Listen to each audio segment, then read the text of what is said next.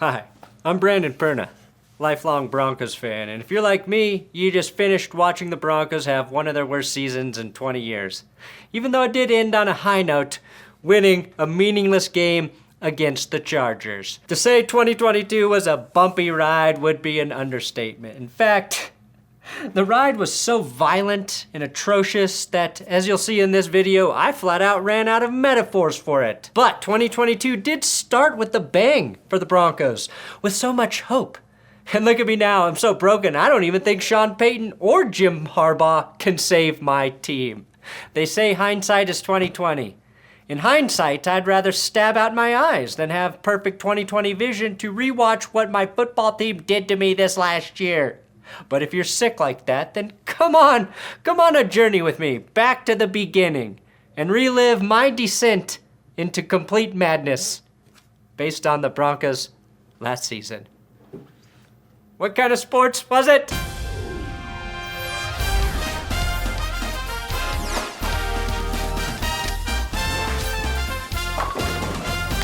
We got the coach we wanted. We got the coach we wanted this time. Now, Nathaniel is coming by way of Green Bay. So yeah, let those Aaron Rodgers rumors start to fly. Okay, here it comes. Here's the announcement. Aaron Rodgers is going back to the Green Bay Packers? He's going back to lose in the playoffs again? Oh! Russell Wilson to the Broncos! Per Adam Schefter, per every fucking one! Come on, y'all. Russell Wilson. Holy Suck it, all you fucking haters! We're getting Russell Wilson! And the Denver Broncos have agreed to a 5-year, $245 million contract extension. What if Russell Wilson kinda sucks? Russell Wilson is going to win MVP. I feel like we're getting a version of Russell Wilson that we haven't seen in a couple years. I think he's going to be motivated. He's going to be ready to show the rest of the league that he still is one of those top 5 guys. Geno Smith was named the starter by Pete Carroll. And Geno's going to start. He's earned it. He's won the job. Pete wasted no time naming Geno. I want to talk about how the Broncos pulled off the greatest heist in NFL history and ask, what the hell is Pete Carroll doing? This is 100% on Nathaniel No Time for a Timeout Hackett. That was his coaching debut, and he made one of the worst decisions I've ever seen from a coach. No one is calling a timeout. It's like when a fight breaks out and everyone just whips out their phones to film it instead of flagging down help. What are you doing? You can see Jerry Jeudy here, and he looks massively confused. Like, what the fuck? Are we seriously not running another play? A win's a win! The Broncos are back, baby! 6 long years and the tide is turning. The road is paved for us to let's ride. Or celebrating a win against the Texans is a bit premature. It's like telling a girl you love her on the first date. Cortland Sutton almost caught a touchdown. A lot of guys almost caught touchdowns. Jimmy G stepped out. He stepped out the back of the end zone. And he threw a pick. It's a pick. Oh my God. Somehow, Jimmy G stepped out of the back of the end zone. They still messed it up. That's better than what he actually did. Yeah, still no carries for Melvin Gordon. I think they should get him involved. Oh, fuck, no! No!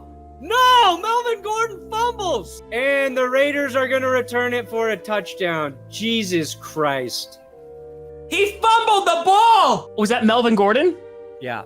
Oh, the memes are not gonna be kind. It is insane that he keeps doing this too. Like, you're not getting better at the thing you're most criticized for. Every opposing team's favorite Bronco, Melvin Gordon, picks up the first down, nearly scores, and say it with me, fumbles the ball. Like, you can have some fumbles, but fucking fix it at some point. Melvin Gordon should have to register his hands as deadly weapons, because they are single-handedly killing the Broncos. Pun intended. Pun fucking intended. This game was super bad. And like the movie Superbad, it featured a couple very awkward offensive strategies that spent the entire time trying to score. I miss Peyton Manning. No, I miss Peyton Manning. God, I miss him. Of this country. That's the problem. That's the problem. Russ doesn't know when to turn it off. He doesn't know when to just be a dude. It's like he's in the Truman Show, but he knows he's in the Truman Show. I think Russell Wilson is a poser. There's a lot of problems in Denver, and it starts with the quarterback. They've got to sit down and have some hard conversations because there are people in that building right now that are completely bewildered and unsure about what comes next. This man is the real-life version of Carlton Banks, and I'm okay with that. It's actually nice to see someone that corny, because it's fucking unique when you think about it. Russell Wilson started this game going 10 for 10 to 9 different ball catchers. We had hope.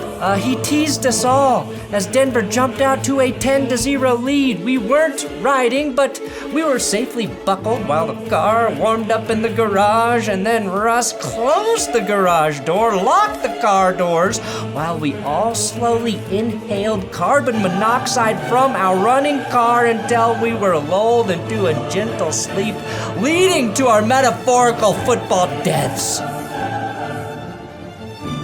Are my eyes red because I'm tired or because I've been crying? Trick question. My eyes are tired of crying so much. If this shit is not pass interference, what the fuck was Damari Mathis doing a week ago that was? Yeah, you deserve this. You deserve this for believing in such stupid things. You're so stupid, Broncos fan. You're so stupid. New rule, I high knee on every third down. Do something, you pathetic football team.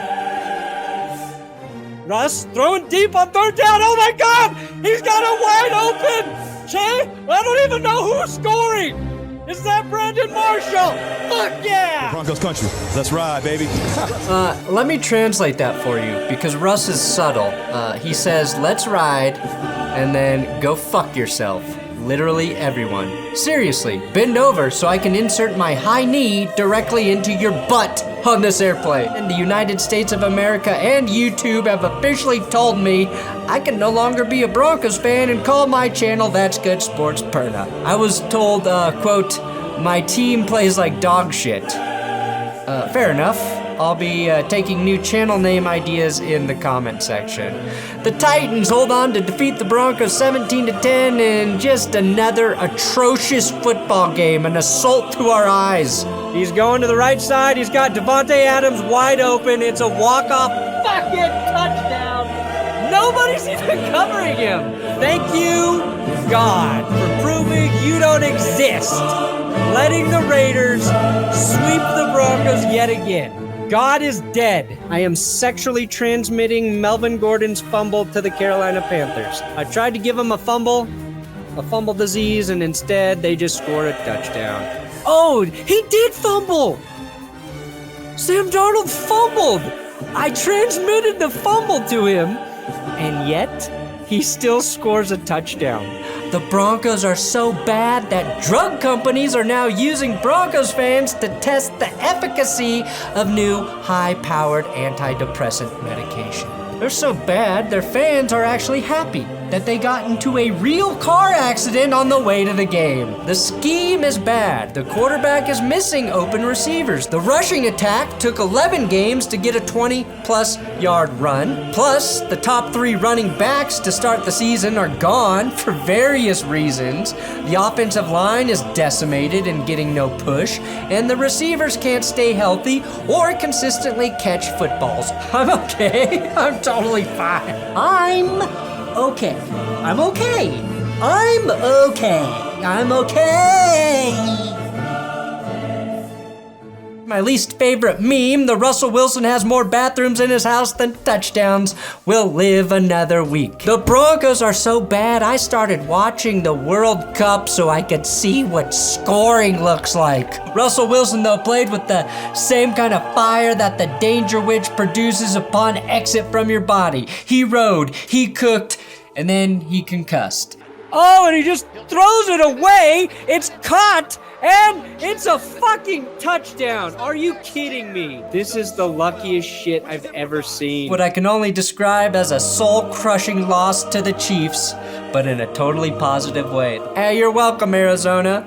And also thank you for the gracious defeat because you improved your draft position and made the Seahawks draft spot worse. That's a savvy move to... Wait, what's this? No, the Seahawks still pick ahead of the Cardinals because the Broncos' strength of schedule is worse? This game was, of course, simulcast on Nickelodeon, which was great, until your team is getting roasted on live TV on Jesus' birthday by a fictional starfish. Oh, there's Russ Wilson. Oh, that's called an interception. That's Bobby Wagner. That's not what he wanted to cook. The Broncos are following in the footsteps of the Jacksonville Jaguars and firing their first-year head coach before he even finishes his first full season on the job. We cannot find an example of a team in worse shape than us. Broncos country, we turned on the engine for the ride, but we fell asleep with the garage door closed and died from carbon monoxide poisoning in our car before we could ever let's ride. Patrick Mahomes catches his own pass, a pass batted by the Broncos defensive line and turns it into a positive play. Here's what happens when my quarterback has his pass batted. Nothing, like it's supposed to happen, nothing. Now, someone asked me as a Broncos fan, do I see the glass as half full or half empty? Well, I see the glass as being filled halfway up with water. Water that has lead in it. Not just lead, but cholera and giardia. And I'm so thirsty that I drink it up anyway. But as soon as the glass gets close to my lips, it shatters in my face and hands, and as it goes down my throat, the little jagged pieces of glass rip apart my esophagus, silently drowning me in my own pool of blood. So yeah, I'd say I'm the glass is half full kind of guy. We're never gonna beat Patrick Mahomes, are we? She's gonna torture us for years and years. What did we do to deserve this? The Broncos are so bad, they've played 2 of their best games against the Chiefs this season and still lost both of them.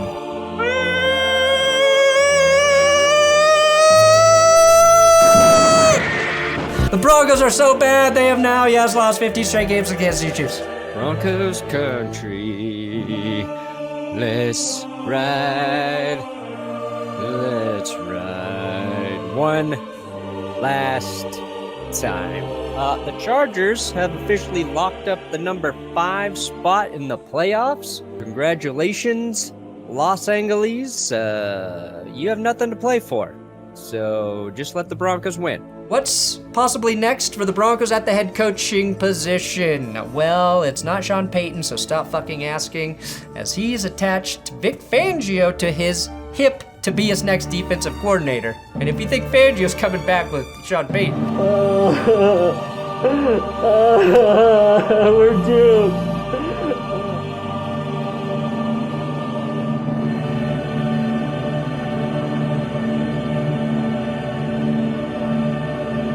Don't forget, over at BenchwarmerBrew.com, we've got these shirts where some sort of visually blurry football helmet is there.